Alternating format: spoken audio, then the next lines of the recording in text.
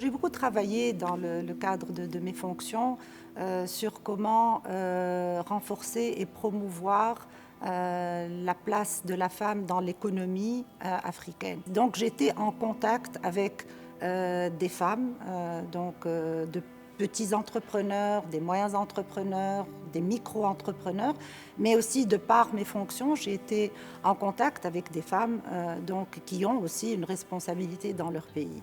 Donc il y a cette différence. Moi, ce que je voudrais dire par rapport à ça, c'est qu'effectivement, nous sommes nés avec ces différences et tant qu'on ne sort pas à l'extérieur, qu'on ne rencontre pas ces femmes-là, qu'on ne voit pas les difficultés auxquelles elles font face parce que justement le code du statut personnel dans leur pays n'est pas aussi élaboré que le nôtre, on ne se rend pas compte. C'est quand on sort à l'étranger et dans certains pays qu'on se rend compte qu'on est privilégié et que ce code de statut personnel qui nous a fait, puisqu'on est né avec ça, fait qu'aussi on a plus de facilité à avoir des ambitions et ne pas avoir peur justement de réaliser nos ambitions, donc de pousser les choses. En général,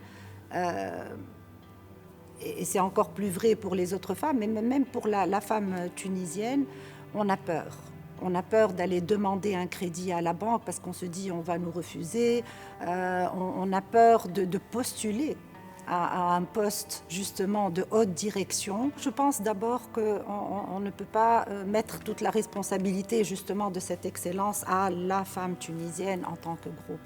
Nous sommes un pays, il y a des hommes, des femmes, il y a donc le secteur public, il y a le secteur privé et il y a l'éducation. Donc moi je pense que pour les générations futures, l'éducation, l'éducation, l'éducation. La deuxième chose, je pense que les pouvoirs publics, les autorités ont un rôle important à jouer. Parce que jusqu'à présent, on parle de diaspora. Les autorités, les pouvoirs publics doivent valoriser leur diaspora.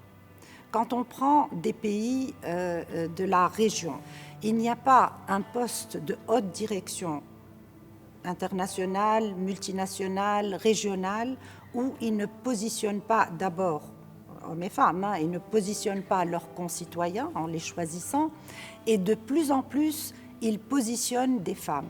Et ensuite, il y a tout le côté, bien sûr, le renforcement économique dans le secteur privé, que ce soit la petite, la moyenne entreprise.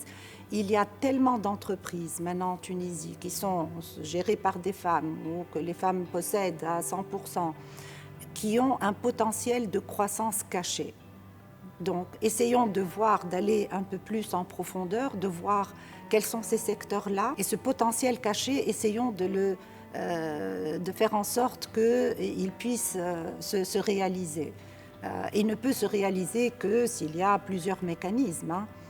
Et ce n'est pas seulement le financement à proprement parler, mais c'est aussi, il y a d'autres instruments qu'on peut utiliser, comme les garanties. On sait que les garanties sont difficiles à donner aux banques.